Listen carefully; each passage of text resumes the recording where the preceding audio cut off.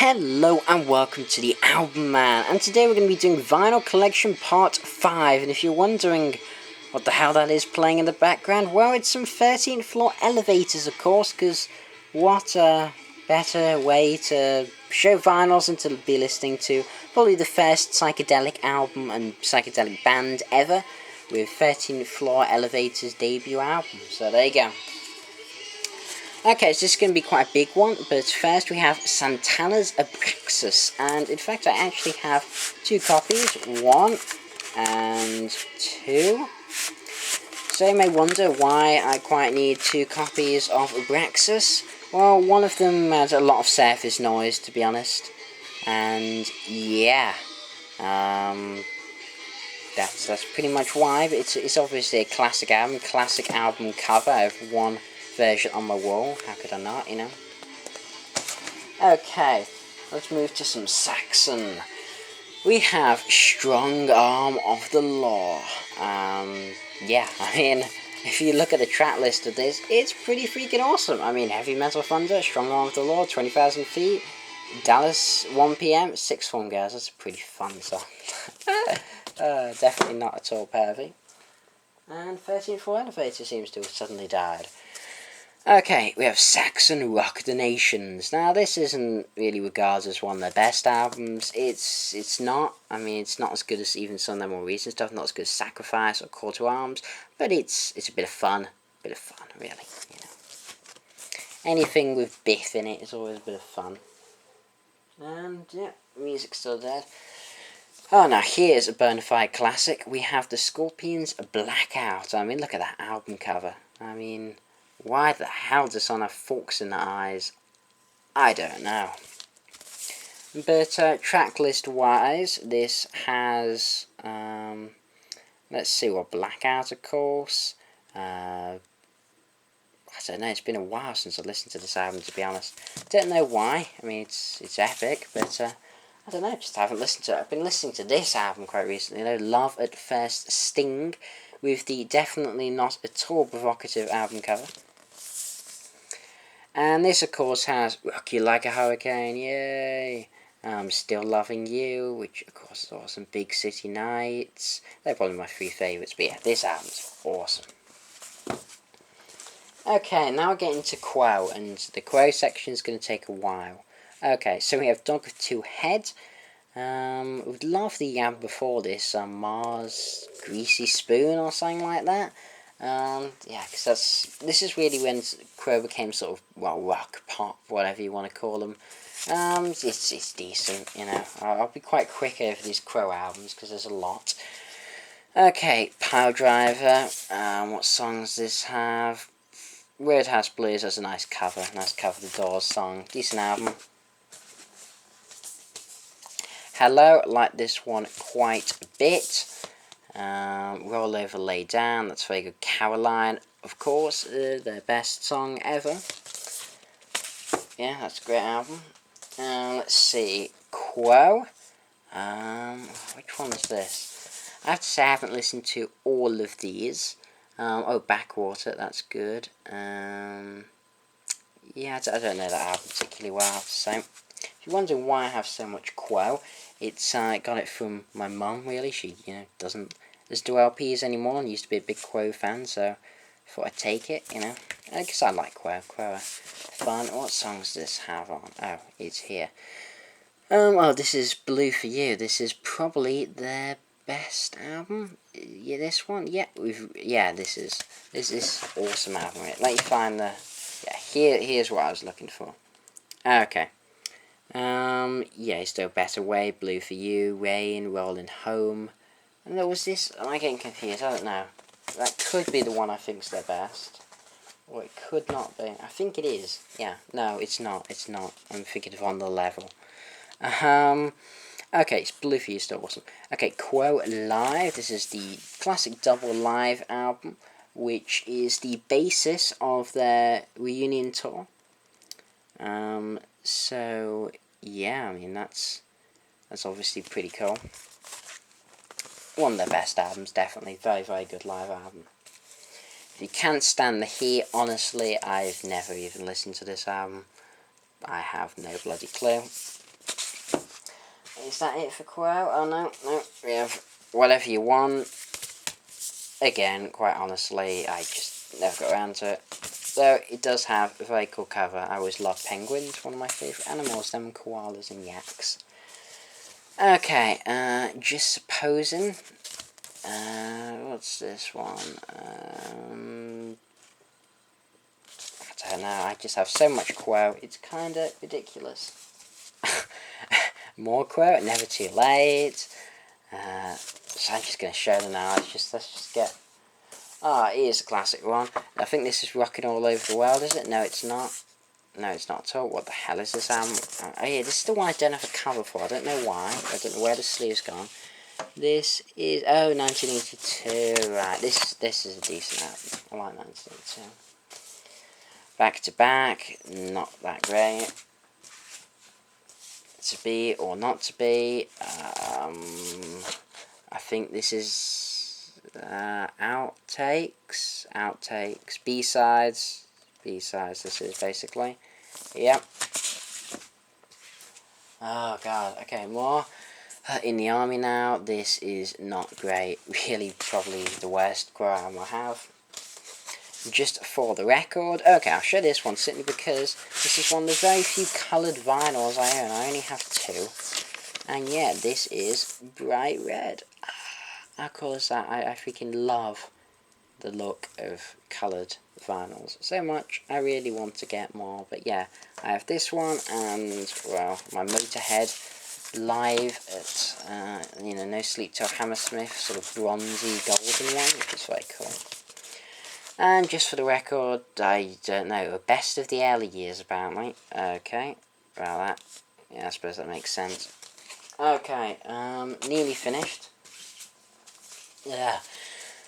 My only, it's like, this is, what's it called? It's like, this is a different size to usual LPs, I'll show you. See, because you have 12 inch, you have 7 inch, and then you have, this. 10, that's it, 10. So yeah, cool, it was my only 10 inch LP, fresh quota.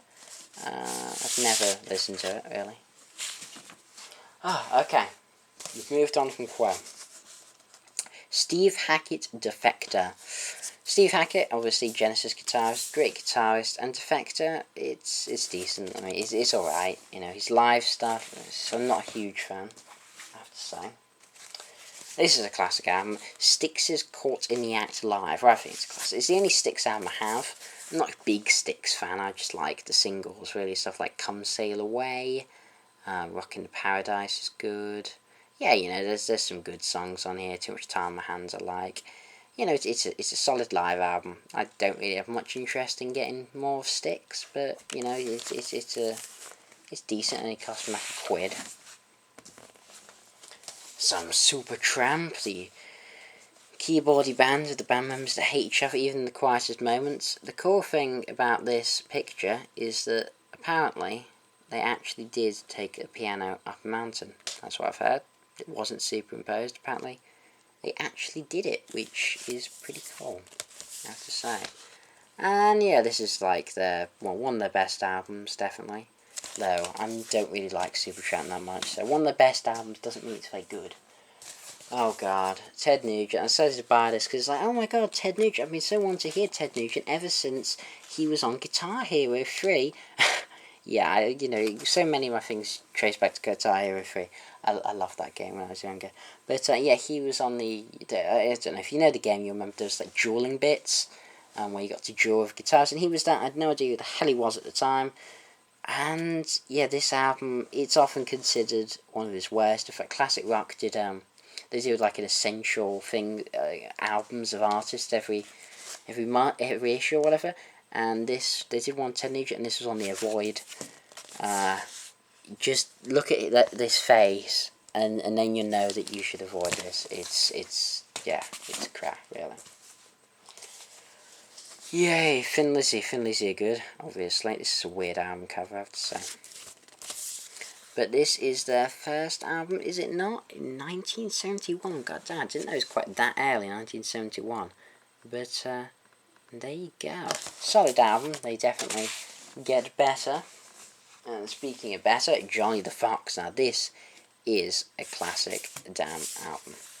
Like this album an awful lot. Bad Reputation. I mean, obviously the single goes without saying, but Soldier of Fortune. I mean, god damn, is that song epic. Dancing in the Moonlight. That's a good song. Yeah, this another amazing album by Thin Lizzy. My favourite Thin Lizzy album will be showed in different videos in different section of my collection. But Renegade, this is which one is this? This is the one with Snowy White on it. I find his name funny. It's decent, this one, I think. I don't know. I honestly can't remember it. This one I can, Chinatown. I like this one. One of my favourites. And definitely a very, very solid album.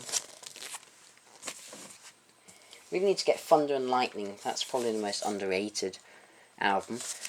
And this is Nightlife. Shalala. That's an odd song. Okay, so nearly finished in this part. Thin Lizzy Live. This is not Live and Dangerous. This is not the live album. But this, in many ways, is, to be honest, freaking epic.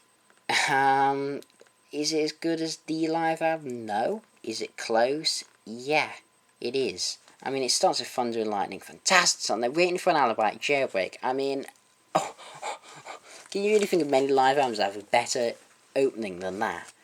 I mean, and then look here. Yeah, Boys Are Back in Town. Cold Sweat. For those who aren't Thin Lizzy fans, you might know that song Megadeth covered on Super Collider.